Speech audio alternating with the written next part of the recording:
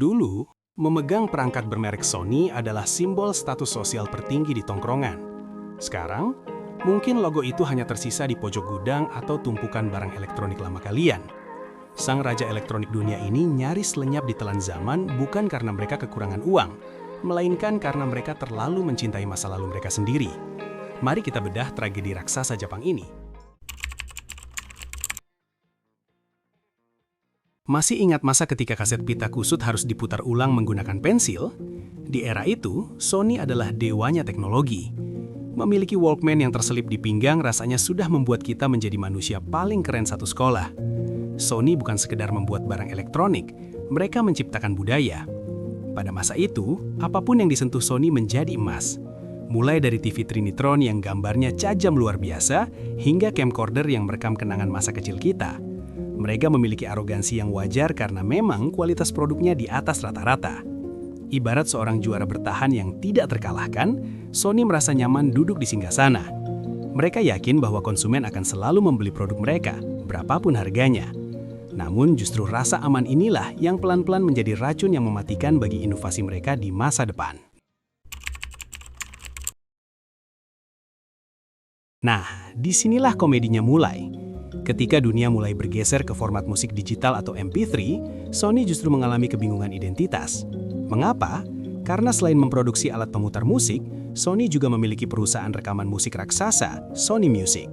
Ini adalah konflik batin yang luar biasa lucu sekaligus tragis. Mereka takut jika membuat pemutar MP3 yang mudah dipakai, penjualan CD fisik artis mereka akan anjlok karena pembajakan. Jadi, alih-alih mempermudah hidup kita, mereka membuat pemutar musik digital dengan sistem copyright yang rumit dan menyebalkan. Sementara Sony sibuk berdebat dengan diri sendiri, Steve Jobs datang dengan santai membawa iPod. Ini 1000 lagu di kantong Anda, katanya. Sederhana, mudah, dan keren. Sony yang seharusnya menjadi raja musik portable justru tertinggal jauh hanya karena mereka terlalu sibuk memproteksi aset lama mereka.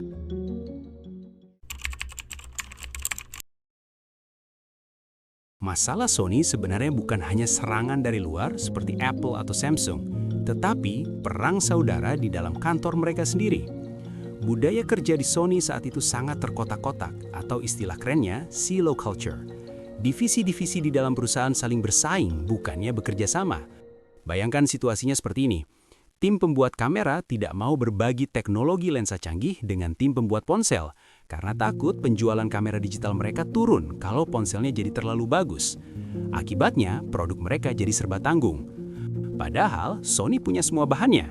Mereka punya layar, baterai, kamera, dan konten musik. Jika saja semua divisi itu mau duduk satu meja dan ngopi bareng lebih awal, mungkin smartphone canggih pertama di dunia adalah buatan Sony, bukan Apple. Sayangnya, ego sektoral membuat mereka berjalan sendiri-sendiri. Kita geser sedikit ke ruang tamu. Dulu, TV Sony Trinitron adalah standar emas. Tapi ketika teknologi layar datar LCD dan LED mulai muncul, Sony terlambat panas. Mereka masih terlalu bangga dengan teknologi tabung lama mereka yang memang bagus, tapi berat dan kuno.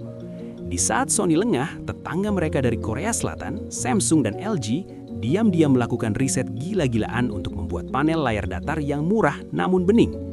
Tiba-tiba saja, pasar membanjir dengan TV Korea yang desainnya tipis dan harganya masuk akal. Sony panik. Mereka mencoba mengejar ketertinggalan, tapi karena biaya produksi mereka di Jepang sangat mahal, harga jual TV Sony jadi tidak kompetitif. Konsumen yang rasional tentu memilih TV yang kualitasnya beda tipis, tapi harganya jauh lebih murah. Di titik inilah Sony kehilangan mahkota di ruang keluarga kita.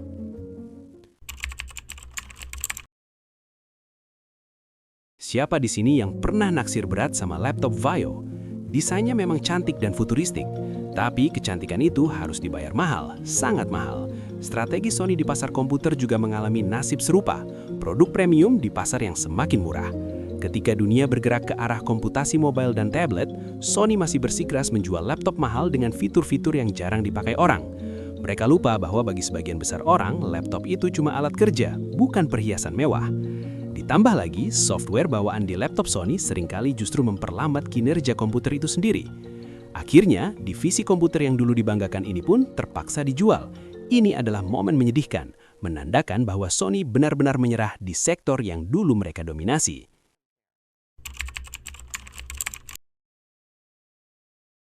Lantas, apakah Sony bangkrut total dan tutup toko? Jawabannya tidak. Justru mereka melakukan manuver cerdas untuk bertahan hidup meski harus mengorbankan gengsi sebagai raja elektronik konsumen. Sony sadar mereka tidak bisa lagi menang di perang harga TV atau kulkas. Sekarang, Sony bertransformasi menjadi raksasa B2B atau business to business. Sadar atau tidak, kamera di smartphone canggih kalian, entah itu iPhone atau merek lain, kemungkinan besar menggunakan sensor buatan Sony. Mereka menjadi penyuplai senjata bagi para pesaingnya. Selain itu, mereka fokus total pada apa yang tersisa, yaitu PlayStation. Divisi game inilah yang menjadi tulang punggung penyelamat nyawa Sony. Ditambah bisnis asuransi jiwa mereka di Jepang yang ternyata sangat menguntungkan. Jadi, Sony Elektronik mungkin sudah mati suri, tapi Sony sebagai korporasi masih hidup dengan wajah yang benar-benar baru. Kisah jatuh bangunnya Sony ini memberikan tamparan keras sekaligus pelajaran berharga bagi kita semua, bahwa kesuksesan masa lalu adalah musuh terbesar bagi inovasi di masa depan.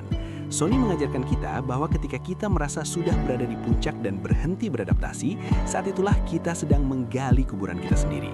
Jangan pernah merasa terlalu besar untuk gagal, dan jangan terlalu mencintai cara lama di dunia yang terus berubah. Kita harus berani membunuh keberhasilan kita sendiri sebelum orang lain yang melakukannya. Semoga analisis sampai ini bisa menjadi bahan bakar semangat kalian untuk terus berinovasi sekecil apapun itu. Jika kalian merasa mendapatkan pencerahan baru dari video ini, jangan ragu untuk menekan tombol like, share, subscribe, agar kita bisa terus berdiskusi tentang dinamika bisnis dunia lainnya. Sampai jumpa di video berikutnya, tetaplah kritis dan adaptif.